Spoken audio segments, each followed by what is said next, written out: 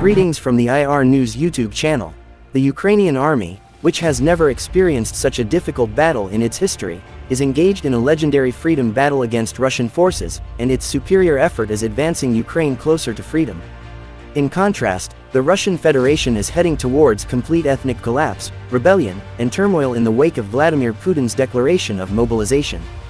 Vladimir Putin used a variety of political games to stop the Ukrainian army's decisive advances in late September, bringing the Russian people to the verge of a major uprising. However, none of Putin's political games have been successful, and he now believes his decision to mobilize the entire nation and wants to include the Ukrainian army in that decision. The autonomous republics that will launch a warfront against the Russian Federation include, in particular, the Chechens, Dagestanis, and Buryats. The Ukrainian leader, Zelensky, who is always in support of the world states, made very powerful remarks in response to this situation that would change the global agenda. In a video addressed to the Siberian and other indigenous peoples of Russia, President of Ukraine Zelensky told the people gathered by the Russians from the minority republics that they did not have to die in Ukraine. The Ukrainian leader was wearing a black sweatshirt that read, "I'm from Ukraine."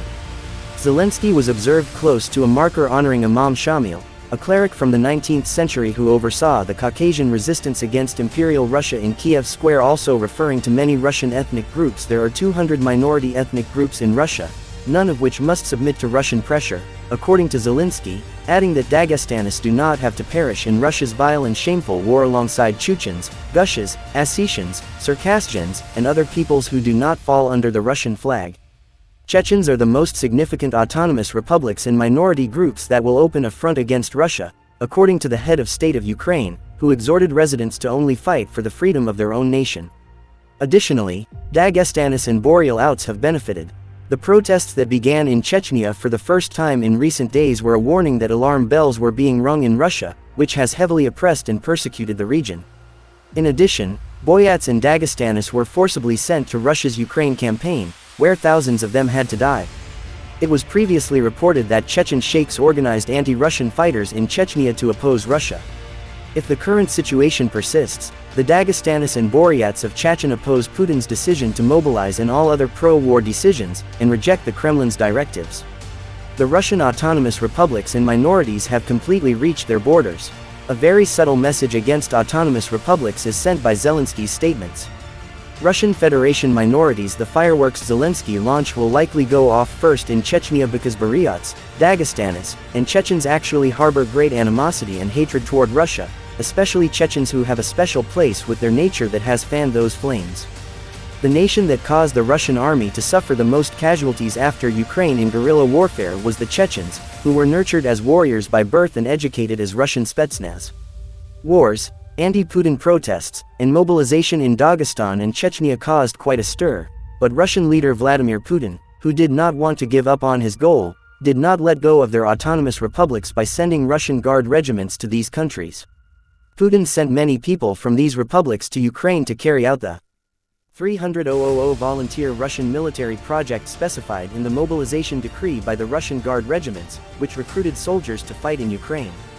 The UN Human Rights Agency that concurs with President Zelensky of Ukraine also released a statement in Russia regarding Putin and the Russian citizens that took part in the pro-mobilization demonstration. It was highlighted in the statement of the UN Human Rights Agency that about 2,400 Russian people were detained as a result of the protests in Russia. As a result of the protest demonstrations they organized, the Russian police detained Russian citizens who were unable to express their free thoughts in any way, and took them to police stations. The detained Russian citizens were tortured by the Russian police in police stations. These statistics from the UN Human Rights Organization's reports showed that the Russian government no longer respects human rights. President Biden of the United States President Joe Biden offered another response to the Russian government's policies. Expressed that the Russian government's reckless threats won't deter the United States government. President Putin recently made a covert threat to use nuclear weapons to defend these areas after Vladimir Putin announced that 4 Ukrainian territories had been annexed by Russia.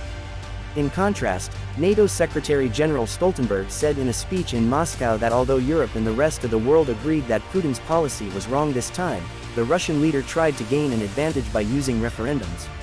Stoltenberg also condemned Russia's attitude. Vladimir Putin asserted that voters came from the southern Kherson and Zaporizhzhia areas, as well as the eastern Ukrainian districts of Donetsk and Luhansk. With their nation and their people, how does Vladimir Putin, the embodiment of dictatorship, agree to conceal facts that are well known to the public, and why is it that he can set the terms of the mobilization decree himself but chooses to do the opposite? Such a brutal course of action is extremely uncommon. In light of this brutality policy, how will the Russian leader recruit the 1 million volunteer soldiers that the Russian Defense Minister Shoigu has announced?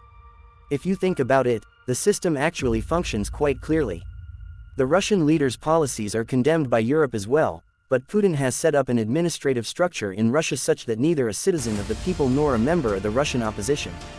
The Russian president manages to stifle the voices that criticize him with the terror regime he adheres to no matter what he does by combining the one-man model with authoritarianism theory of repression, a tactic frequently employed by leaders in developing nations, prevents people from thinking and objecting, but Zelensky's statements and flares have exposed a weakness in Putin's system, and Ukraine's legendary victories and successes against the Russians have further emboldened the autonomous states in Russia.